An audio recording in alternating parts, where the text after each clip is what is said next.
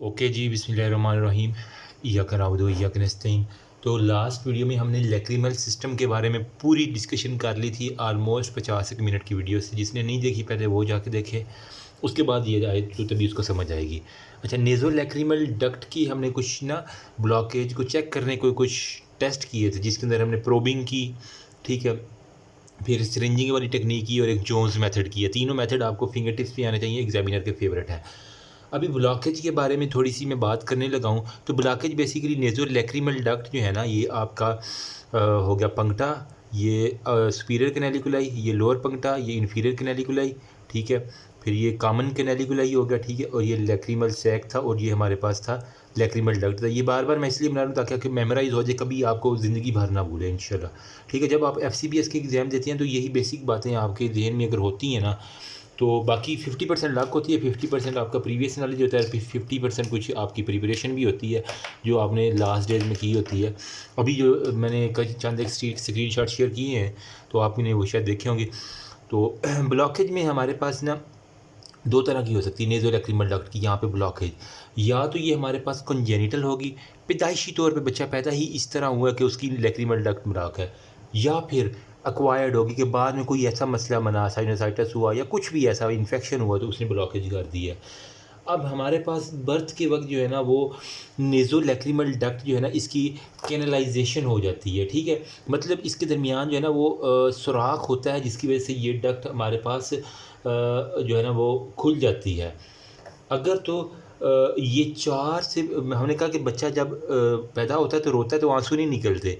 क्यों? उसका लैक्रिमल वो सिस्टम सारा इतना डेवलप नहीं होता। लेकिन 4 टू 5 वीक तक जो है ना वो उसकी जो है ना वो आँखों से फिर आँसू भी आना शुरू आ जाते हैं, ठीक है। वजह क्या, वहाँ पे सारी एक्टिवेशन हो जाती है और ग्लैंड्स सारे अपने काम को पकड़ लेते हैं।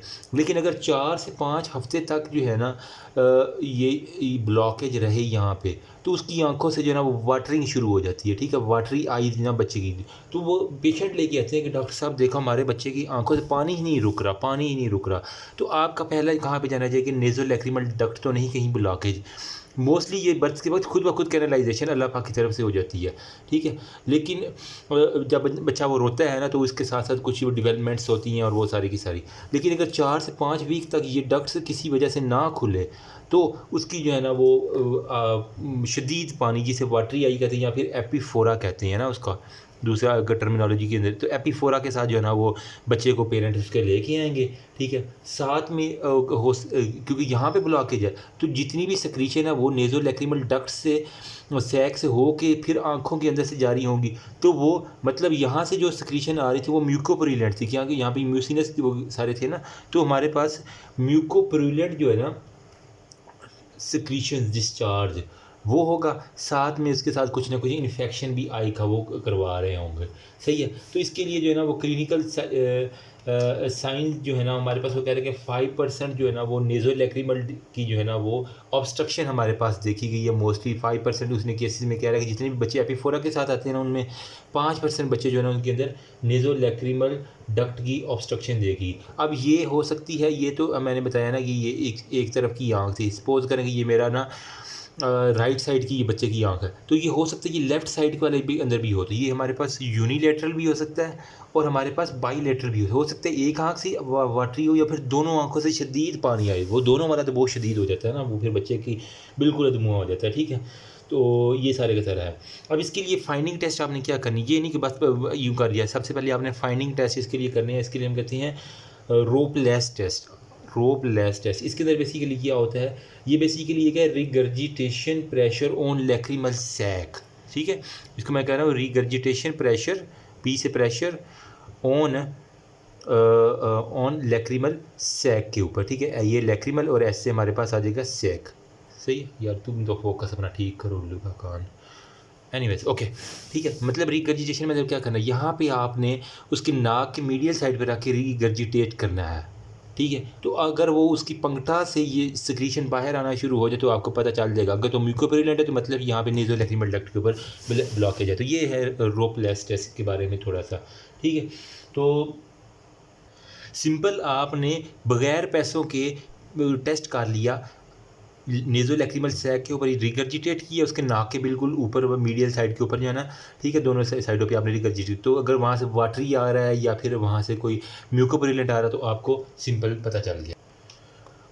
अगर अब ये मसला हल करना बहुत ज़रूरी है, अगर ना हल किया बेटा जी, तो आप एक अच्छे डॉक्टर नहीं हो। जो कॉम्प्लिकेशन होगी ना, वो फिर आपको बच्चा बाद में जब जवान होगा ना आतिश, तो वो आपको डॉक्टर साहब को आगे पकड़ेगा फिर, ठीक है। तो कॉम्प्लिकेशन में अगर ब्लॉकेज होगी तो वहाँ पे म्यूकोसील हो सकता है, ठीक है, म्यूकोपुरुलेंट एक्सेसिव डिस्चार्ज होगा, साथ में आपको जो है ना वो कंजक्टिवाइटिस भी हो सकता है, ठीक है। बच्चे, आपको कह रहा हूँ बच्चे को, ठीक है, कंजक्टिवाइटिस भी हो सकता है साथ में, ठीक है। लैक्रिमल सैक का बेसिकली इन्फेक्शन के लिए एक ऑस्पी के अंदर एक पिक्चर आती है, अगर बुक के अंदर शायद हो नहीं, मुझे देखने दे, बुक मेरी किधर है पता नहीं।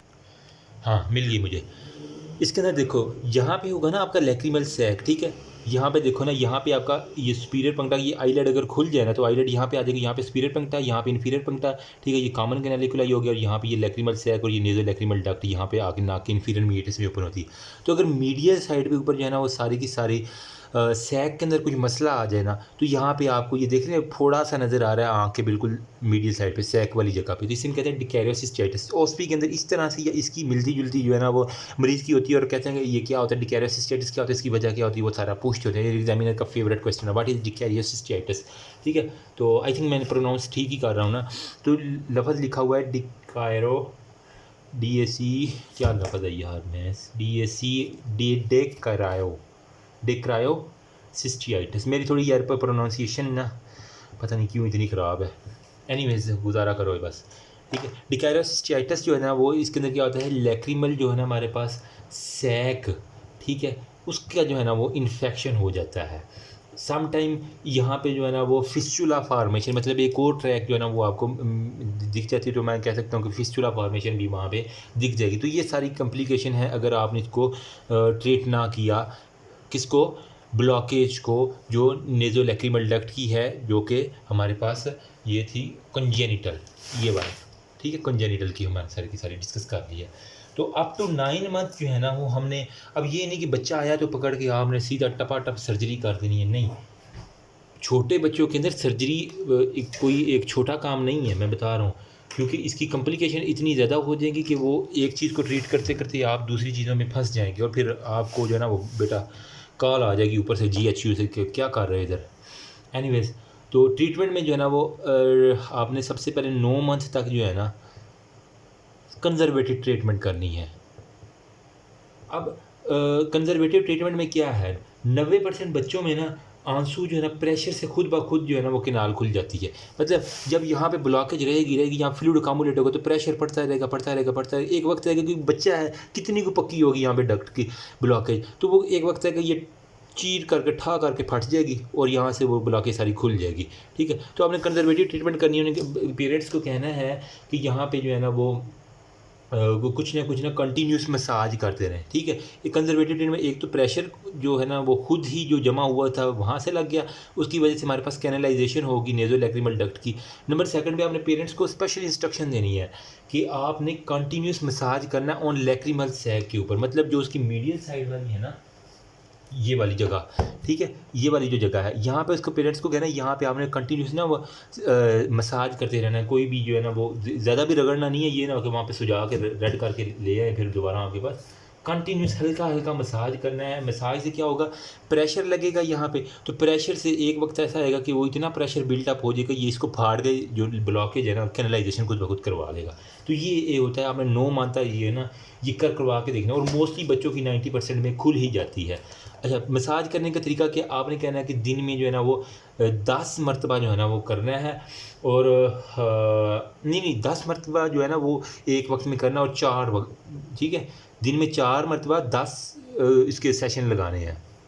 नहीं समझ आई मेरी बात, मतलब एक सुबह, दोपहर, शाम और रात, ये 4 वक्त में करना है, लेकिन हर वक्त का जो है ना वो जो मसाज करना वो 10-10 मरतबा उंगली ऊपर फेरनी है। ये इसमें कहना चाह रहा हूँ, पता नहीं क्या मेरे दिमाग का क्या हो गया, रात असल में 2 बज रहे हैं, मेरा दिमाग ख़राब हुआ बड़ा, आज बिज़ी भी दिन था बहुत। नहीं वेज मैंने कहा चलिए वीडियो बना लेते हैं, अभी थोड़ा सा टाइम है ना, ठीक है। तो मतलब दिन में 4 बार 10-10 का सेट लगाना है, तो टोटल कितने हो गए, 40 मरतबा जो है ना वो अगर दिन में आप प्रेशर अप्लाई करेंगे तो कहीं ना कहीं अल्लाह रहमकारी देगा। करम नवाजी हो जाएगी उस ज़ात की, तो ये खुल ही जाते हैं, ठीक है। तो अगर तो वहाँ पे इन्फेक्शन हो गया है ना, आपको लग रहा है कि कोई बैक्टीरियल इन्फेक्शन ज़्यादा सीवियर हो रहा है, तो साथ में आपने ना कुछ टॉपिकल एंटीबायोटिक्स और कुछ सिस्टेमिक एंटीबायोटिक्स दे देनी। अगर बहुत ज़्यादा ख़तरा हो, इतने छोटे बच्चे को एंटीबायोटिक्स देना भी कोई बम से काम नहीं है। बहुत एहतियात के साथ टॉपिकल और जो है ना वो सिस्टेमिक मेडिसिन वाले को साथ आपने ले लेना है, और उसके व्यू से या फिर पीड्स वाले किसी डॉक्टर को साथ बिठा के ना करना है। अगर अब 6 से 9 माह हो गए हैं जनाब, वो कहते हैं कि डॉक्टर साहब असी मसाज ही बड़ा कर लिया है, तो बच्चा साढ़ा ठीक नहीं हो रहा, तो हम की करिए। तो अब फिर आपने कहना कि मेरे पास लास्ट ऑप्शन है सर्जिकल, और ये परमानेंट ऑप्शन है, और इससे इंशाल्लाह आपका बच्चा जो है ना वो ठीक हो जाएगा। क्योंकि 9 माह के अंदर बच्चा इतना डेवलप हो जाता है कि वो आ करना शुरू कर देता है, थोड़ा सा अब मेच्योरिटी की तरफ आना शुरू हो जाता है ना, तो फिर आप सर्जिकल कर सकती है। तो आपने क्या करना है, वही बारीक तार से प्रोबिंग भी खोल सकती है, ठीक है।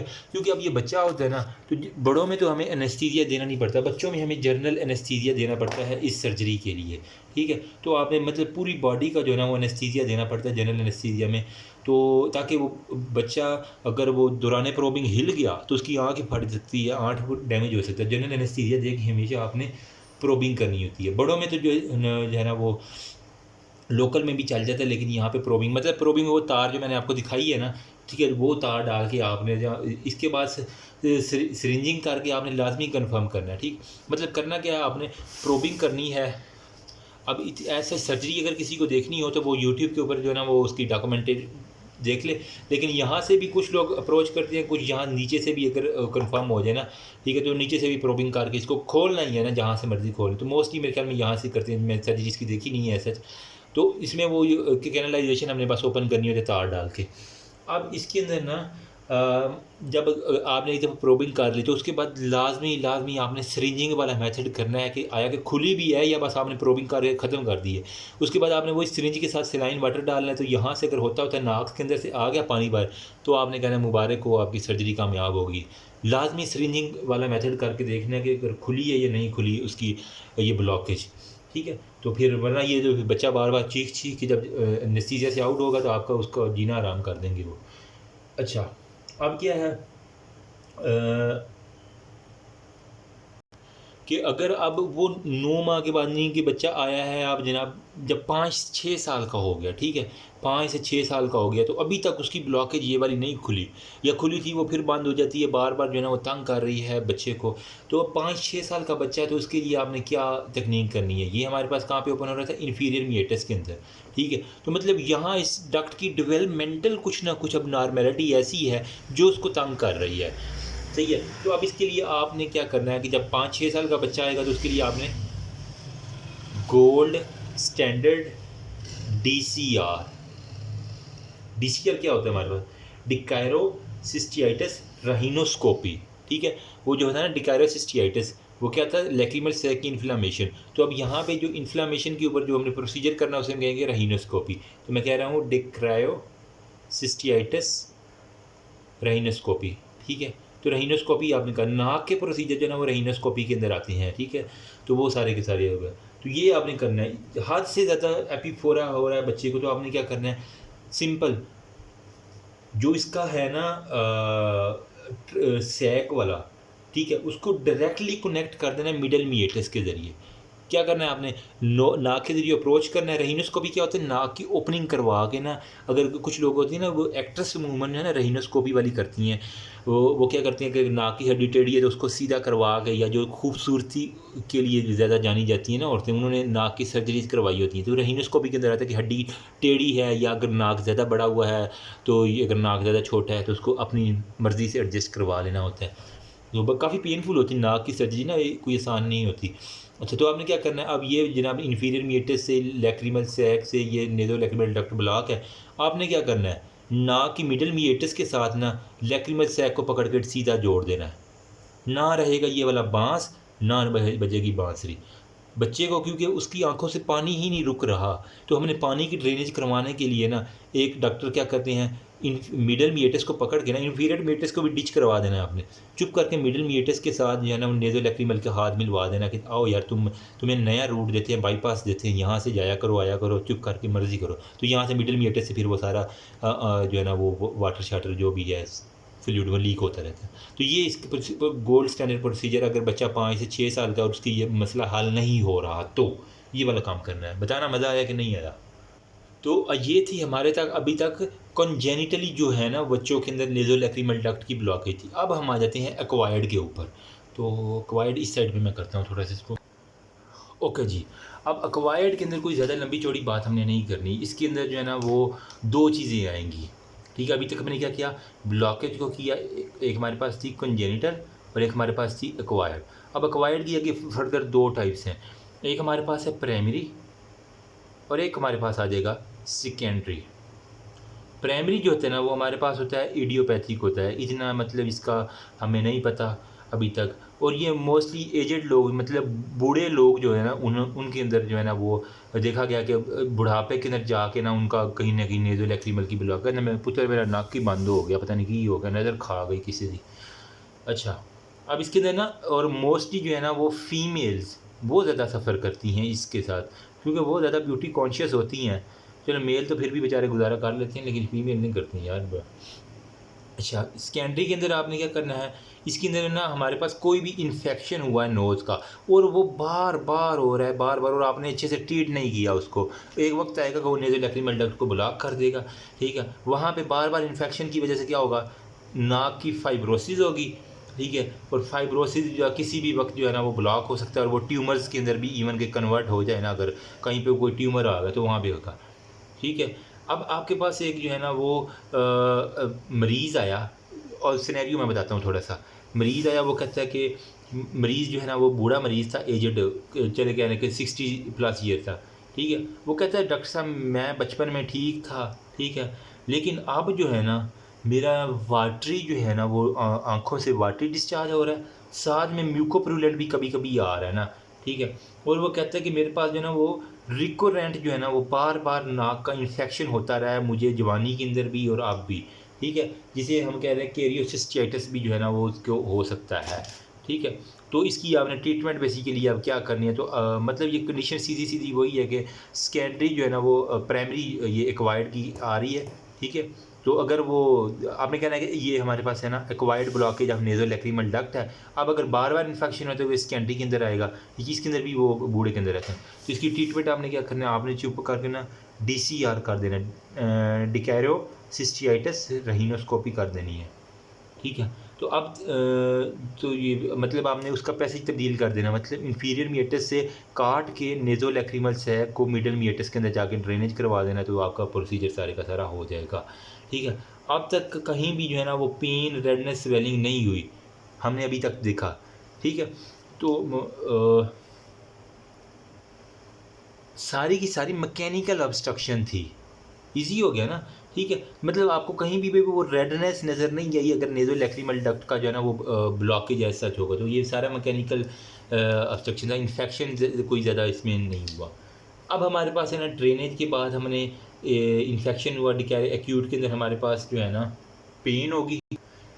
इन सिंपल वर्ड अगर मैं आपको समझाऊँ ना, तो हमारे पास जो ड्रेनेज थी ना, ठीक है, उसका इन्फेक्शन हुआ था, उसे हम क्या कह रहे थे, डिक्रायोसिस्टाइटिस। ठीक है, तो अब ये कि किस किस तरह की इसकी टाइप्स हो सकती हैं, मतलब जो आपके नाक के मीडियल कैंथस के ऊपर जो है ना वो आपको मिल रही थी ना, वो एक थोड़ा सा नज़र आ रहा था, वो हो सकती है एक्यूट भी, बुक के अंदर उसने बात की है।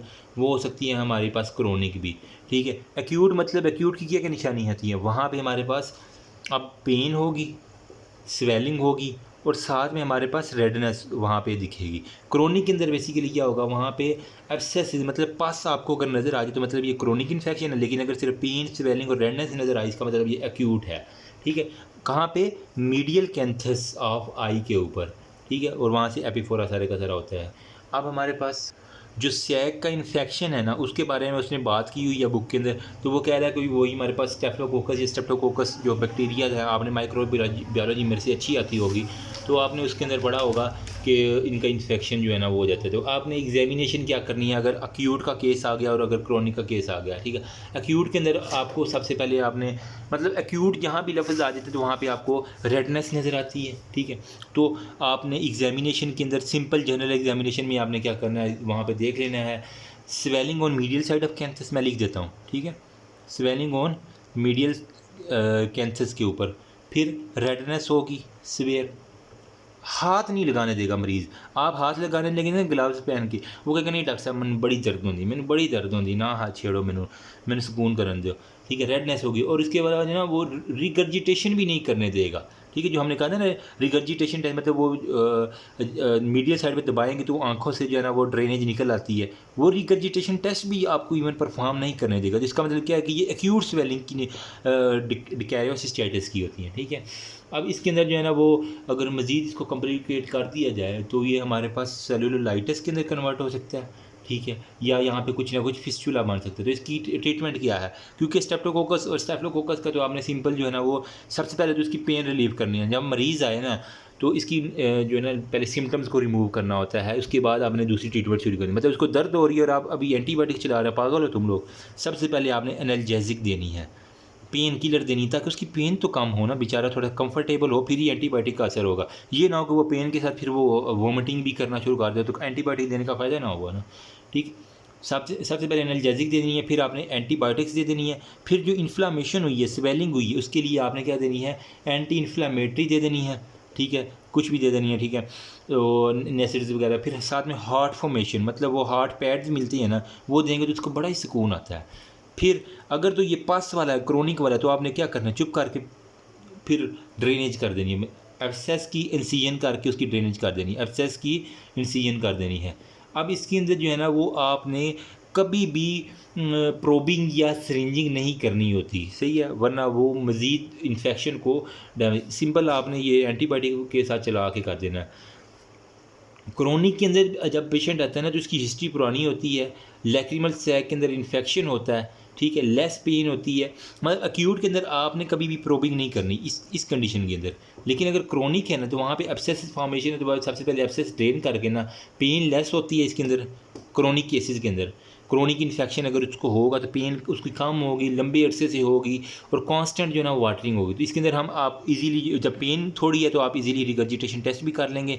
मीडियल साइड के ऊपर आप वो उंगली फेरेंगे तो वो आराम से करवा देगा। तो इसके लिए आपने क्या करना है, DCR कर देंगे, डिक्रायोसिस्टियाइटिस रेनिनोस्कोपी। DCR करके ना तो क्रोनिक इन्फेक्शन को आप इजीली ट्रीट कर सकते हैं, क्योंकि उसके लिए आप एंटीबायोटिक्स देने का इतना फ़ायदा नहीं होगा जब तक आप, क्योंकि वो पुराना फंक्शन ज़्यादा था। तो ये था हमारे पास अभी तक जो ड्रेनेज सिस्टम को हमने डिस्कस किया कि जहाँ जहाँ से ड्रेन हो रहा है। अब हम आ जाते हैं थोड़ा सा सेक्रेटरी सिस्टम को डिस्कस करने के लिए। तो अभी तक अगर किसी को मसला है 22 मिनट के अंदर तो वो बता दे, तो इसको मैं थोड़ा सा जूम कर दे। तो यार अभी तक ये कहानी हमने डिस्कस की है। ठीक है, तो होपफुली कुछ ना कुछ आइडिया हो ही गया, बाकी आप खुद पढ़ेंगे तो इंशाल्लाह कवर हो जाएगा। अब हम ना, ये था सारे का सारा हमारा ड्रेनेज सिस्टम के बारे में। अब हमने जहाँ से ये सारा सेक्रीट हो रहा है, लैक्रिमल ग्लैंड भी तो इन्वॉल्व था ना, ठीक है, लैक्रिमल अपरेटस के अंदर। तो सेक्रेटरी सिस्टम को मैं थोड़ा सा डिस्कस करता हूँ, उसके बाद ख़त्म हो जाएगा। जो लोग कह रहे थे कि बुक से भी थोड़ा सा करवा दिया करें, तो यार अभी तक ये है लैक्रीमेशन वाला हमने ये देखे था। ठीक है, तो वो मैंने बातें सारी आपको बता दी हैं, कोई इसके अंदर नहीं है। डिजीज़ में एक्यूट है, क्रोनिक है। ठीक है, जो नेज़ोलैक्रिमल डक्ट की ऑब्स्ट्रक्शन में, वहाँ पे फिर हमने कंजेनिटल को डिस्कस किया। ठीक है, कैनलाइजेशन नहीं होती, तो मैंने कहा था कि ये 80 to 90% केसेस में ये ठीक हो जाते हैं। ये आपको दिख रहा है वो इन्फेक्शियस जो म्यूकोप्रूडेंट डिस्चार्ज आ रहा है। रिगर्जिटेशन टेस्ट जो है ना वो पॉजिटिव होगा आपका, अगर तो पास आ गई। तो यहाँ पे डिकैरियोसिस्टाइटिस जो फिर प्री सेप्टल सेलुलाइटिस के अंदर वो कन्वर्ट हो रहा है। ठीक है, मसाज करना है, एंटीबायोटिक देना, स्पॉन्टेनियस पेटेंसी, प्रोबिंग, सिरिंजिंग वगैरह जो है ना वो करके आपने सारे का सारा ये कर देना। ये देख रहे हैं, उसने एक लिखा हुआ है अमाइनोटोसील कंजेनिटल डिकैरियोसिस। इसके अंदर क्या होता है, स्वेलिंग आती है, लेकिन due to collection of amniotic fluid हो गया। कुछ बच्चों के अंदर एमनियोटिक फ्लूइड की कलेक्शन की वजह से यहाँ पे कमुलेट हो जाती है, जिसे हम कह रहे हैं एमनियोटोसील हो गया। ठीक है, सॉरी। ठीक है, उसके बाद हमारे पास एक्यूट के बारे में, डिकैरियोसिस्टाइटिस के बारे में हमने डिस्कस किया। इसके अंदर रेडनेस होगी, स्वेलिंग होगी। फिर हमने क्रोनिक के बारे में डिस्कस किया, वहाँ रेडनेस स्वेलिंग नहीं दिखेगी, सिंपल आपको वहाँ पे रिगर्जिटेशन टेस्ट वो करने देगा आराम से। यहाँ पे आप उसको हाथ फेर के जो है ना वो कर लेंगे, तो कोई इतना मसला नहीं होगा। सही, तो ये था सारे का सारा इसके बारे में। अभी ना लैक्रिमल सिस्टम की पोटेंसी के बारे में थोड़े से टेस्ट करने हैं। ठीक है, इससे पहले मैं आपको बताता हूँ कि जो सेक्रेटरी सिस्टम है ना, उसको थोड़ा सा डिस्कस कर लेते हैं फिर, ताकि आपका ये मसला ना हो। मतलब ये वाला जो है ना आपका सारे का सारा एक्यूट डिकैरोडेंटाइटिस जो होता है ना, इसके बारे में हमने कि इन्फ्लामेशन ऑफ लैक्रिमल ग्लैंड, और इसके बारे में हमने डिस्कस करना है। तो उसके बाद हमारा चैप्टर हाँ ऑलमोस्ट कंप्लीट हो जाएगा। डिकैरो एडिनाइटिस है, नाइटिस, ठीक है, एडिनाइटिस, ठीक है। तो प्रोनाउंसिएशन आप खुद अपने ठीक करेंगे। ओके जी, अभी जो है ना वो सेक्रेटरी सिस्टम को हम थोड़ा सा डिस्कस कर लेते हैं। तो सेक्रीशन कहाँ से मोस्टली होती है? हमने कहा कि लैक्रिमल ग्लैंड जो होता है वो लेटरल साइड के ऊपर जो होता है ना, सारे का सारे लैक्रिमल ग्लैंड वहाँ से फिर आते हैं वो टेयर की प्रोडक्शन। तो लैक्रिमल जो है ना वो हमारे पास ग्लैंड होता है। अगर अब यहाँ पे कुछ लैक्रिमल ग्लैंड का मसला है तो हमने क्या इसे हम कहते हैं डेक्रायो एडिनाइटिस, ठीक है। अब इसके अंदर जो है ना वो दो तरह के, ये भी एक्यूट हो सकती है या फिर ये भी हमारे पास क्रोनिक हो सकता है। सही है, दो ही कंडीशन हमारे पास, एक्यूट हो सकता है या क्रोनिक हो सकता है। अब एडिनाइटिस बेसिकली क्या होता है? जब भी कहीं आप एडिनाइटिस का जो है ना वो लफ्ज़ सुनेंगे तो आपने फ़ौरन समझ जाना कि ये inflammation of the lacrimal gland जो है ना, इसका नाम कर रहा है कि inflammation of the lacrimal gland होता है। अब एक्यूट जो होता है ना वो हमारे पास होती है, सबसे पहले एक्यूट की बात कर लेते हैं। तो ये हमारे पास लेटरल साइड के ऊपर होती है। ज़ाहिर बात है लैक्रिमल ग्लैंड क्योंकि लेटरल साइड के ऊपर है तो ये भी लेटरल साइड के ऊपर आपको दिखेगी, ठीक है। और इसकी शेप क्या होती है? एस टाइप जो होता है ना वो आपको नज़र आएगी, मतलब यूं करके यूं, ठीक है। ये हमारा सारा लैक्रिमल ग्लैंड है तो इसके ऊपर एस टाइप जो है ना वो स्वेलिंग आपको यूं करके नज़र आएगी। इटियोलॉजी क्या है? कोई भी वायरल इन्फेक्शन हो सकता है जिसके अंदर आपका आ सकता है एप्स्टेन बार वायरस या साइटोमेगालो वायरस। फिर वो कह रहे हैं हमारे पास कोई भी फंगल इन्फेक्शन होता है जिसके अंदर हमारे पास होता है हिस्टोप्लाज्मा, ठीक है। या फिर हमारे पास कोई भी बैक्टीरियल इन्फेक्शन जिसके अंदर हमारे पास कह रहा है स्टेप्टोकोकस या स्टेप्लोकोकस जो है ना वो हमारे पास आ सकते हैं। तो इनकी इन्फेक्शन की वजह से हमारे पास जो है ना वो लैक्रिमल ग्लैंड की इन्फ्लेमेशन हो सकती है। सही। अब पेन क्योंकि ये एक्यूट है तो एक्यूट के अंदर क्या क्या चीज़ें होती हैं? हमारे पास पेन तो उसको बंदे को लाजमी होगी। तो मैं कह सकता हूँ कि उसको जो क्लिनिकल स्वेलिंग है उसके अंदर पेन होगी, ठीक है। लेकिन कहाँ पे होगी? आप आँख की लेटरल साइड के ऊपर, ये नोज़ है ना तो ये आँख की लेटरल साइड के ऊपर लैक्रिमल ग्लैंड, तो लेटरल साइड के ऊपर भी पेन होगी। एस शेप्ड आपको पहले स्वेलिंग नज़र आएगी, उसके ऊपर आप देखेंगे तो आपको वो कहेगा मरीज मुझे पेन होती है। फिर डिस्कम्फर्ट होगा कहाँ पे? अपर आउटर क्वाड्रेंट ऑफ आई के ऊपर जो है ना यहाँ पे करके जो है ना उसको डिस्कम्फर्ट वगैरह होगा। फिर रेडनेस तो दिखेगी, स्वेलिंग दिखेगी, और अगर ये स्वेलिंग ज़्यादा बड़ी होगी तो ये लिड को ड्रॉप कर देगी जिसकी वजह से हमारे पास टॉसिस भी हो सकती है मरीज़ को, ठीक है। तो ये आपने ज़रूर देखनी है। फिर आई बाल जो है ना वो देखेंगे तो वो आपको डाउनवर्ड और इन्वर्टेड मिलेगी।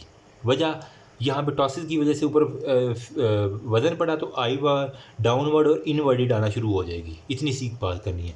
आई बाल एक तो हमारे पास डाउनवर्ड आएगी और नंबर सेकंड में हमारे पास इनवर्ड आना शुरू हो जाएगी। और जब वो इवर्ट करेगा आई को तो वो पेनफुल होगा। तो उसे कहेंगे ना बाहर की तरफ देखो तो वो कहेगा डॉक्टर साहब बड़ी दर्द होती बाहर वेखन अख तो बाहर वेखन। तो पेनफुल जो है ना वो हमारे पास क्या होगी? इवर्जन ऑफ आई होगी, ठीक है। इन्वर्जन मतलब अंदर की तरफ, इवर्जन मतलब बाहर की तरफ आँख को मोड़ना। तो इवर्जन जो है ना वो उसकी पेनफुल होगी। फिर हमारे पास जो है ना प्री ऑरिकुलर लिम्फ नोड जो है ना वो आपका स्वेलन होगा। बस एक ये याद रखना, प्री ऑरिकुलर मतलब कान के पास जो है ना एक लिम्फ नोड, उसे हम कहते हैं प्री ऑरिकुलर लिम्फ नोड, वो हमारे पास स्वेलन होगा। तो मरीज़ रेडनेस, स्वेलिंग, पेन, टेंडरनेस, टॉसिस और सुप्रोलेटरल क्वाड्रेंट के साथ अगर आया है ना क्लिनिकल सिनेरियो के अंदर तो आपने चुप करके उसको ना एडिनाइटिस का पेशेंट कर देना है। और इसकी ट्रीटमेंट आपने क्या करनी है? ट्रीटमेंट कुछ भी नहीं करनी है आपने। सबसे पहले तो उसकी पेन को रिलीव करें, एनाल्जेसिक दे देनी है, साथ में आपने हार्ट फॉर्मेशन लगा देनी है। मैं जल्दी में लिख रहा हूँ ताकि आपका टाइम बच जाए। हार्ट फॉर्मेशन लगा देनी है, एंटीबायोटिक टॉपिकल और सिस्टेमिक जो है ना वो बुक के अंदर लिखी हुई है उसने। तो ये सारी की सारी हमारे पास एक्यूट के अंदर आ जाएगी। अब हमने करना है क्रोनिक के बारे में, ये तो थी एक्यूट के बारे में। तो क्रोनिक केसेस के अंदर क्या क्या होगा? क्रोनिक केसेस बेसिकली जो है ना सेम लैक्रिमल ग्लैंड की जो है ना वो इन्फ्लामेशन हुई है, लेकिन यहाँ पे क्रोनिक के अंदर पेन जो है ना वो आपके पास बिल्कुल नहीं होगी, पेन आपको कहीं भी नहीं दिखेगी। फिर क्या करना है आपने? पेनलेस इनलार्जमेंट ऑफ दी, अब लेटरल साइड पे देखेंगे इतना बड़ा आपको इनलार्जमेंट मिली होगी लैक्रिमल, लेकिन कहेगा मरीज़ डॉक्टर साहब मैंने तो दर्द ही नहीं होती थी, ठीक है। आप हमसे हराम से इसको जिस तरह खींचे तान है उसको दर्द नहीं होगी। तो ये भी हमारे पास जो है ना वो painless enlargement of the lacrimal gland है, और ये भी हमारे पास एस शेप्ड होती है, ठीक है। सेम ये भी एस शेप्ड होती है। और आई जो है ना सेम वही डाउनवर्ड होगी प्लस इनवर्ड होगी, ठीक है। इवर्जन जो है ना वो वही डिस्कम्फर्ट प्रोड्यूस करेगी बाहर की तरफ। तो काज क्या क्या हो सकता है क्रोनिक का, कोई आपके पास ट्रॉमा हो सकता है, ट्यूमर हो सकता है, या फिर मोस्टली ऑटो इम्यून जो है ना डिसऑर्डर, उनके अंदर देखा गया है कि ये आपके पास क्रोनिक एडिनाइटिस हो जाता है। तो अभी तक हमने क्या क्या बातें की एक्यूट और क्रोनिक के बारे में। तो इसका अगर मैं फ़्लो चार्ट आपको ना यहाँ पे बना दूँ, तो यहाँ पे आ जाओ, ठीक है। एक छोटा सा फ़्लो चार्ट देख लेते ताकि MCQ ईजीली हो जाए। यहाँ पे हमारे पास हो गया एक्यूट एडिनाइटिस, यहाँ पे हमारे पास होगी क्रोनिक एडिनाइटिस। सबसे पहले हमने बात की पेन की, ठीक है। एक्यूट के अंदर पेन होगी, ठीक है, रेडनेस होगी, ठीक है, स्वेलिंग होगी, और इसकी वजह क्या है, हमारे पास बैक्टीरियल है, वायरल है, या फिर हमारे पास कोई फंगल डिजीज़ है, ठीक है। यहाँ पे जो है ना क्रोनिक के अंदर आपको पेन नहीं होगी, तो इसकी वजह क्या है, फिर हमारे पास ट्रॉमा होगा, ठीक है, कोई ट्यूमर होगा, या फिर कोई हमने कहा कि ऑटो इम्यून जो है ना वो इन्फेक्शन होगा। ट्रॉमा 2 टी हैं, ट्यूमर या फिर कोई ऑटो इम्यून जो है ना वो इन्फेक्शन होगा या कोई डिजीज़ होगी। फिर हमारे पास इन्फ्लामेटरी साइन यहाँ पे प्रोमिनेंट होंगे। यहाँ पे इन्फ्लामेटरी साइन में सिर्फ आपको स्वेलिंग दिखेगी, बाकी रेडनेस या पेन शेन क्रोनिक के अंदर आपको नहीं दिखती। ट्रीटमेंट आपने क्या करनी है, यहाँ पे आपने एनाल्जेसिक दे देनी है, सबसे पहले पेन को रिलीव करना है, एंटीबायोटिक्स, हार्ट फॉर्मेशन, ठीक है, और एब्सेस ड्रेनेज, और यहाँ पे भी आलमोस्ट यही देनी है, यहाँ एनाल्जेसिक देने की ज़रूरत इतनी नहीं होती। तो ये था इसके बारे में, क्रोनिक के बारे में। अब हमारे पास आ जाता है बुक से हम थोड़ा सा देख लेते हैं तो आपका सारे का सारा हो जाएगा। हमने सबसे पहले ग्लैंड किया, उसकी ड्रेनेज पैसेज देखा, ऑर्बिटल पार, पेल्पिब्रल, ऊपर वाला ऑर्बिटल था, नीचे वाला पेल्पिब्रल था। मैंने कहा OPTP से याद रखना है। फिर हमने एक्सेसरी लैक्रिमल ग्लैंड के बारे में बात की, क्रोसियाई और वाल्फरिंग वाले थे। फिर लैक्रिमल पंक्टा के बारे में देखा, कैनेलिकुलाई के बारे में, सैक के बारे में मैंने बड़ी ब्रीफ बता दिया है और आपको ज़िंदगी भर नहीं अब भूलना चाहिए, सही। फिर हमने देखा कि नेज़ोलैक्रिमल डक्ट के बारे में, इसकी आपने लेंथ लाजमी याद करनी है, ओपन कहाँ पे होता है, इन्फीरियर मीएटस के अंदर। फिर हमने जो है ना वो टीयर फिल्म के बारे में कहा था, मैंने कहा था कि 3 होती हैं, एक लिपिड वाली होती है, दरमियान वाली एक्वस बल्की होती है, और अंदर वाली म्यूसिनस होती है। ये हाइड्रोफोबिक होती है, हाइड्रोफिलिक ये वाली होती है, ठीक है, और ये सबसे मोटे वाली लेयर होती है। फिर हमने कहा था कि म्यूकस लेयर, मैंने ये बातें बता दी हैं। फिर हमने डिस्कस किया था ये वाला लैक्रीमेशन के बारे में, फिर नेज़ोलैक्रिमल डक्ट की ब्लॉकेज जो थी ना, इसके बारे में हमने बात की थी, ठीक है। कॉन्जेनिटल के बारे में, एक्वायर्ड के बारे में, ठीक है। ये मैंने आपको सारी डायग्राम दिखाई। एक्यूट डिकैरियोसिस ज़्यादा नहीं दिखाऊंगा, फिर वो यूट्यूब वाले कहते हैं कि यार ये तुम क्या दिखा रहे हो, अजीब करीब तस्वीरें, ठीक है। फिर क्रोनिक के बारे में डिकैरियोसिस देखेंगे, देखा हमने, ठीक है। म्यूकोप्रूलेंट आपको दिख रहा है, ये सारे का सारे ये देख रही है आपको, जिस तरह वो दूध सा आ रहा होता है ना, ठीक है, तो आपको इस तरह का। फिर हमने जो है ना वो देखा एक्यूट क्रायो एडिनाइटिस के बारे में, मतलब लैक्रिमल ग्लैंड की इन्फेक्शन, वायरल हो सकते हैं, बैक्टीरियल। एक्यूट और क्रोनिक का मैंने फंक्शन आपको दोनों का अलग-अलग बता दिया। एस शेप्ड उसने कहा है, curve on the eyelid margin. S shaped अब मैं कहाँ पे दिखाऊँ, इन्होंने डायग्राम शायद नहीं दी हुई, इसके लिए अलग एक पिक्चर जो है ना वो गूगल से डाउनलोड करनी पड़ेगी, तो आप खुद देख लीजिएगा, ठीक है। तो ये सारे के सारे हमारे पास है, painless enlargement of lacrimal gland, S shaped. अब ये है केराटोकंजक्टिवाइटिस सिक्का, इंपॉर्टेंट है, इसको यहीं पर डिस्कस, हालांकि ये है कंजक्टिवाइटिस का चैप्टर के अंदर आना चाहिए, लेकिन यहाँ पे मैं बताऊँगा इसके बारे में इंपॉर्टेंट बातें, तो फिर हमारा चैप्टर कंप्लीट हो जाएगा। ओके जी, तो उसने टॉपिक दिया हुआ है केराटो कंजक्टिवाइटिस, ठीक है, और इसको लिखा हुआ है साथ में सिक्का, SICCA, सिक्का। केराटो मतलब कॉर्निया, कंजक्टिवाइटिस मतलब कंजक्टाइवा का कुछ ना कुछ मसला है, और सिक्का में इसमें था, या इसका दूसरा नाम लिखा होता है ड्राई आई सिंड्रोम, ठीक है, ड्राई आई सिंड्रोम लिखा हो, या आपके पास केराटो कंजक्टिवाइटिस सिक्का लिखा हो, मतलब आँख के अंदर पेंसिल का सिक्का मारना, तो क्या क्या डैमेज होगा, कि कॉर्निया भी डैमेज होगा आपके पास, और कंजक्टाइवा भी डैमेज होगा। मैंने तो यूँ याद रखा हुआ था, क्योंकि ये आता है सिक्का वाला, एक ऑस्पी का स्टेशन आता है, मुझे अभी तक याद है, ठीक। इसके अंदर होता क्या है, बेसिकली एक्वस प्रोडक्शन जो है ना, टेयर की प्रोडक्शन वो इनसफिशिएंट है। हमने देखी थी ना एक्वस, वो टेयर फिल्म देखी थी, यहाँ पे ऑयली लेयर थी, फिर मिडल में वाटरी थी, और इनर में जो है ना वो म्यूसिनस लेयर थी सारी की सारी। तो हम कहेंगे कि यहाँ पे एक्वस जो टेयर है ना, ठीक है, उसकी प्रोडक्शन इनसफिशिएंट होती है, और जब इनसफिशिएंट होगी तो इसका बेसिकली पर्पस क्या था, प्रोटेक्ट करना था, प्लस मेंटेन करना था टेयर फिल्म को। तो ये टेयर फिल्म हमारे पास मेंटेन नहीं होगी, जब एक्वस टेयर की प्रोडक्शन ही कम होगी, आंसू ही कम होगी, तो वो टेयर फिल्म मेंटेन कैसी होगी, जो आँख के ऊपर है, पानी पानी सा आपको नज़र आ रहा है ना टेयर फिल्म का। जिसकी वजह से क्या होगा, वो रगड़े लगेंगी आँखों की आईलेड की आई बाल के साथ, तो हमारे पास क्या होगा, कंजक्टिवाइटिस हो जाएगा, लीड टू कंजक्टिवाइटिस हो जाएगा।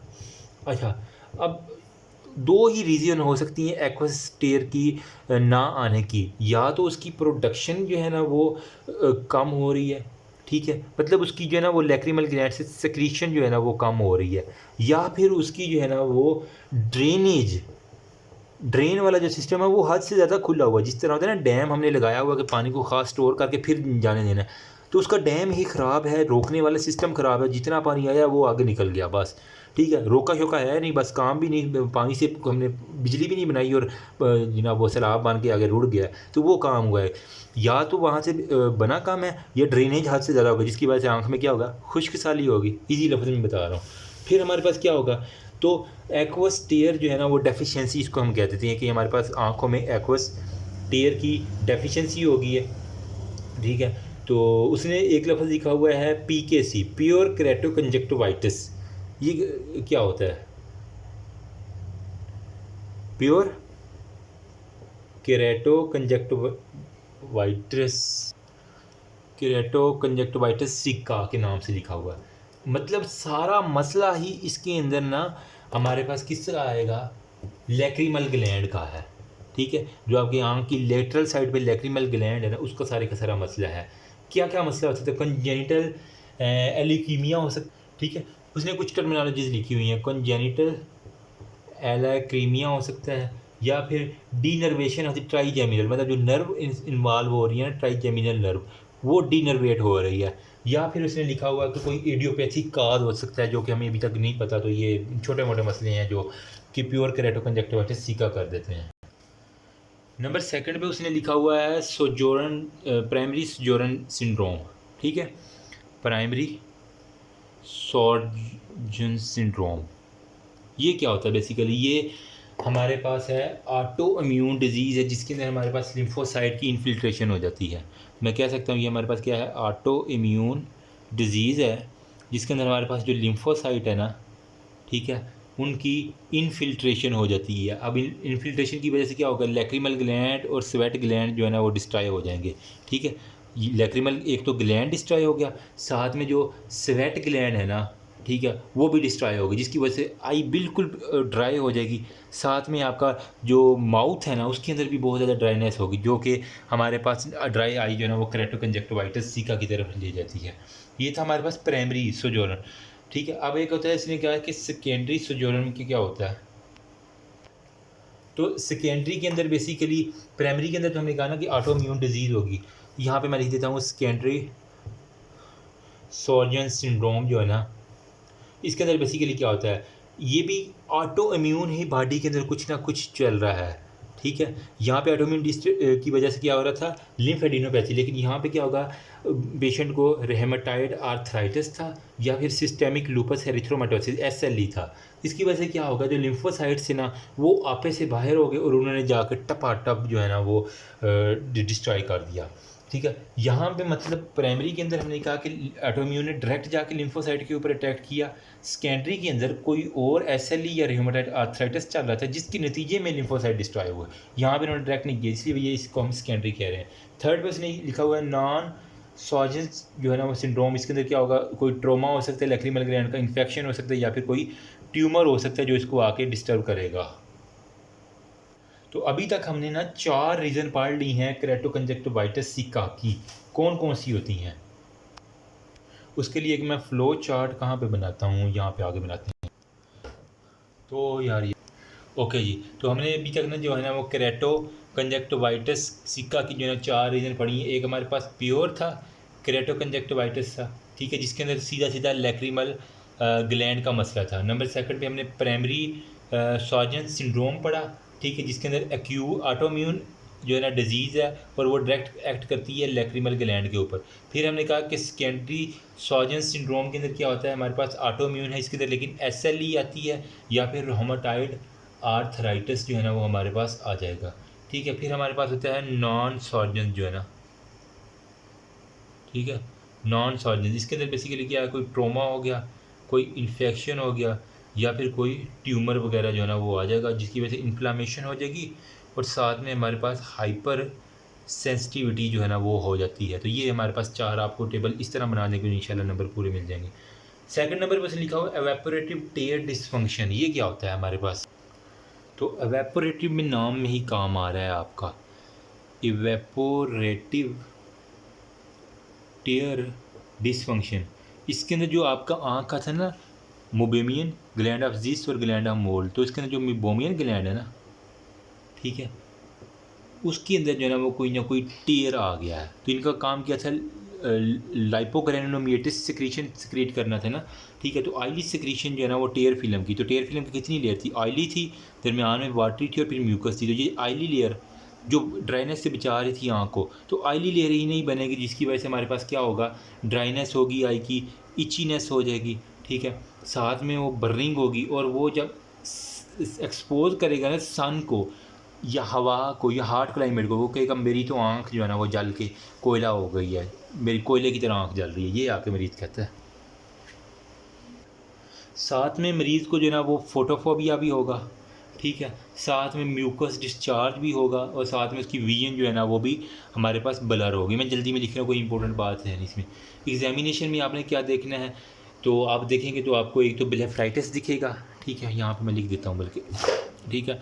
एग्जामिनेशन में आपको एक तो ब्लेफराइटिस दिखेगा, साथ में आपको मतलब आईलेट मार्जिन जो है ना वो स्वेलन मिलेंगे ना, बार बार जो वहाँ पे रगड़े लग रही हैं, तो आईलेट जो है ना वो स्वेलन, जिसे ब्लेफराइटिस कहते थे। रिड्यूस जो है ना वो टेयर्स होंगे, म्यूकस जो है ना वो स्टैंड सीन होगा, कॉर्नियल फिलामेंट जो है ना वो दिखाई देंगे, और एपिथेलियल इरोजन जो है ना वो हमारे पास दिखी जाएगी, एपिथेलियल इरोजन हमारे पास दिखेगी।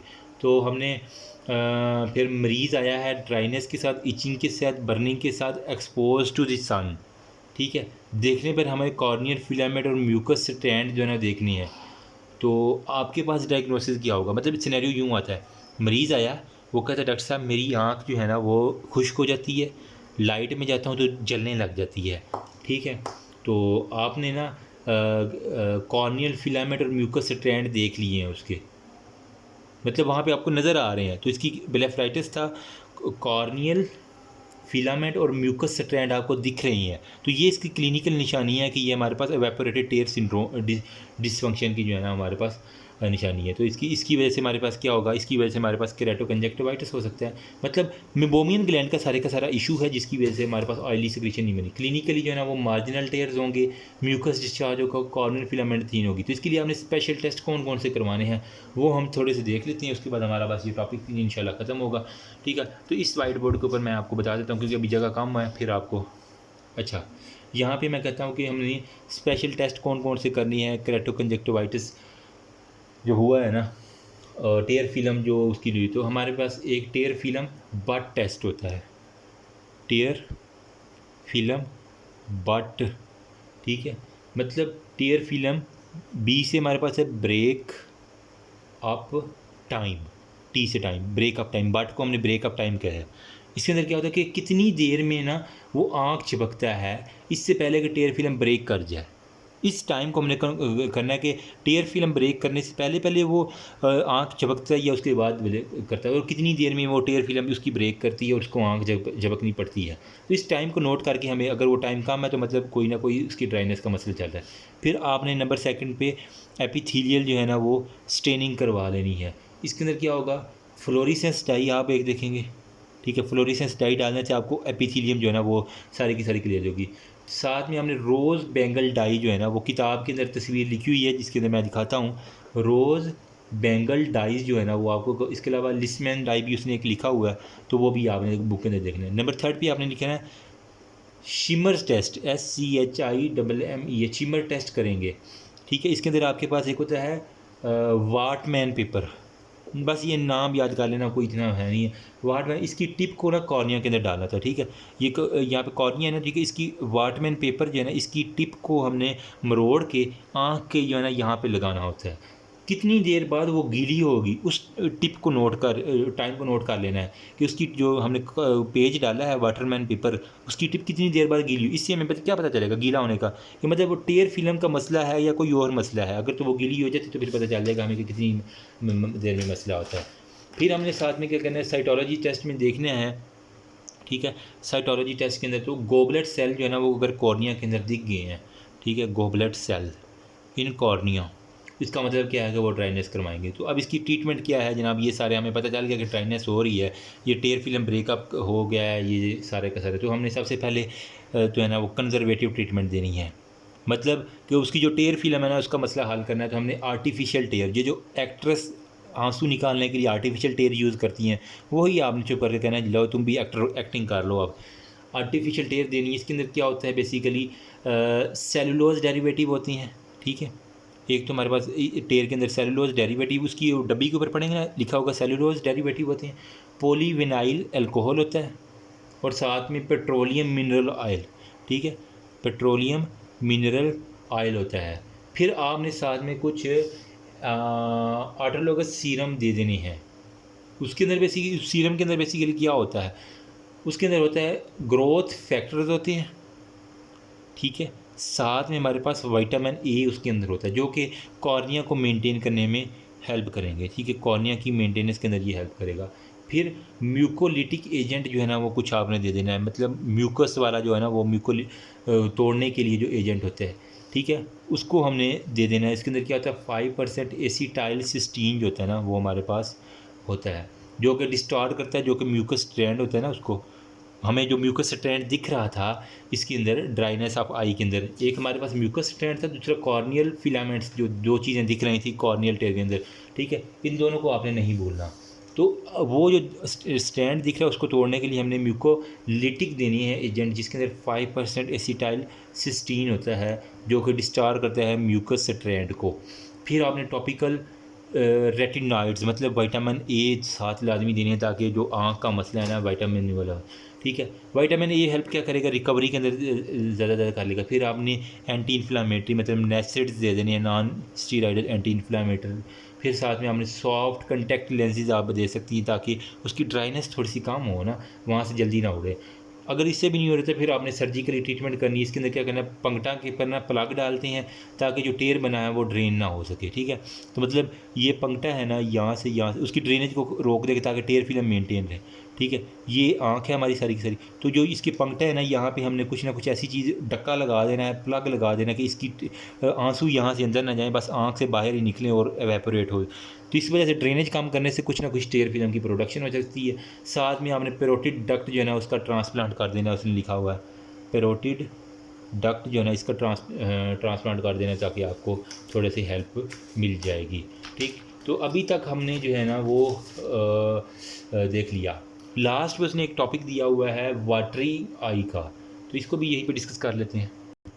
बस यार छोटू सा टॉपिक है, इसको ख़त्म करते हैं तो अभी 2 मिनट में। तो ये देखना अभी क्योंकि हमारे टीचर्स ने हमें इसी स्ट्रेटजी से पढ़ाया था तो मैं आपको पढ़ा रहा हूँ, तो हमें तो फ़ायदा हुआ था, इस वजह से मैंने कहा चले और भी लोगों का फ़ायदा हो जाए।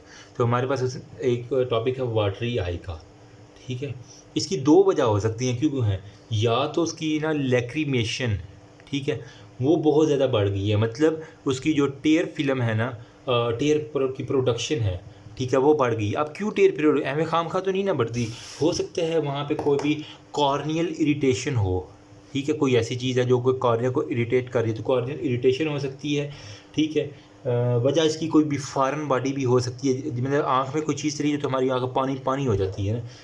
फिर इन्फ्लामेशन हो सकती है, सही है, सोजिश वगैरह, या फिर इंट्रा ऑक्यूलर प्रेशर रेज्ड हो गया जिसकी वजह से पानी ज़्यादा ड्रेन हो रहा है, ठीक है। या फिर हमारे पास कोई भी क्रोकोडाइल टेयर जो होते हैं ना, वो हमारे कहते हैं ना क्रोकोडाइल टेयर, मतलब हमें खाम खा ही बहते रहते हैं आंसू। फिर हाइपर थायराइडिज्म के जो पेशेंट है जिनका थायराइड ग्लैंड जो है ना वो ज़्यादा थायरॉक्सिन प्रोड्यूस कर रहा है, तो हाइपर थायराइडिज्म के पेशेंट के अंदर मेटाबॉलिक एक्टिविटी इंक्रीज़ हो जाती है जिसकी वजह। या फिर कोई भी कोलिनर्जिक स्टिमुलेटर है, आपने वो रैबिट वाला किया था ना एक्सपेरिमेंट, तो कोलिनर्जिक स्टिमुलेटर देने से वो रैबिट की आँख से आंसू जारी हो जाते थे। तो कोलिनर्जिक स्टिमुलेटर दे दो हाइपर थायराइड का अगर पेशेंट है, या फिर वो क्रोकोडाइल टेयर है, या इंट्राऑक्यूलर प्रेशर इन्फ्लामेशन है, या फिर कॉर्नियल इरिटेशन है, इसकी वजह से हमारे पास क्या होगी, लैक्रीमेशन ज़्यादा होगी जिसे हम बैटरी आई कहते हैं। या फिर एपीफोरा होगा, लैक्रीमेशन मतलब प्रोडक्शन ज़्यादा हो रही है, और एपीफोरा क्या होता है, इन दोनों के फ़र्क पूछते हैं बहुत। एपीफोरा होता है ड्रेनेज नहीं हो रही, मतलब जो गटर है जहाँ से पानी ने निकलना है वो उसके पाइप ब्लॉक हैं, तो ड्रेनेज का मसला है, यहाँ पे प्रोडक्शन का कोई मसला नहीं है, ठीक है। ड्रेनेज का सारा मसला है। जो नालियाँ हैं जिन्होंने पानी लेके जाना वही कहीं ना कहीं, जिस तरह कराची के नाले बंद है तो वहाँ पे पानी होगा, तो वो एपीफोरा कराची को मैं कहूँगा, समझाने के लिए मिसाल देना, कराची वाले नाराज़ ना होना मेरे से, ठीक है।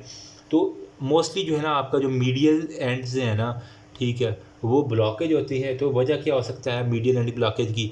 या तो कोई वहाँ पे मतलब कोई शॉपर आ गया, मैकेनिकल ऑब्स्ट्रक्शन आ गई, in simple word mechanical obstruction आ गई है, या फिर वहाँ पे जो पंप लगे हुए हैं ना ड्रेनेज वाले, वो जो है ना वो ठीक नहीं है। पंप के अंदर प्रॉब्लम है, जो पानी को उठा के बाहर फेंक रही है ना, वो उनके अंदर मतलब प्रॉब्लम है।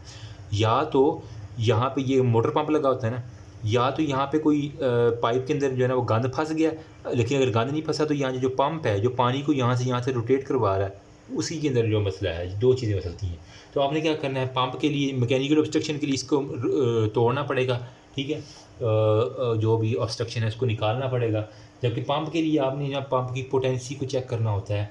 इसके अंदर आपने वही जो है ना वो लैक्रिमल डक्ट की जो है ना वो जोन्स टेस्ट हमने किया था ना, जिसके अंदर हमने पंप को चेक किया था, जोन्स 1 और जोन्स 2। जोन्स की 2 के अंदर हमने क्या देखा था कि वो हमने सारे के सारे देखे थे, ठीक है। तो यही करना है डायग्नोसिस में, एक तो पोजीशन चेक करनी है, ऑर्बिकुलरिस का फंक्शन चेक करना, ड्राई टेस्ट करना, जिसके अंदर जोन्स टेस्ट जोन्स 1 और जोन 2 करके आपने वाटरी आई की कर लेना है, ठीक है। साथ में अगर वो गैमा रेज आप डाल दें, कुछ कहते हैं ना हमने लेज़र करवा ली, तो गैमा रेज कर लिया या फिर एक्सरे कर लो ना, तो आपको ये काफ़ी था। ट्रीटमेंट में क्या है, आईलेड के पंक्टा की पोजीशन को सबसे पहले आपने ठीक करना है, ठीक है।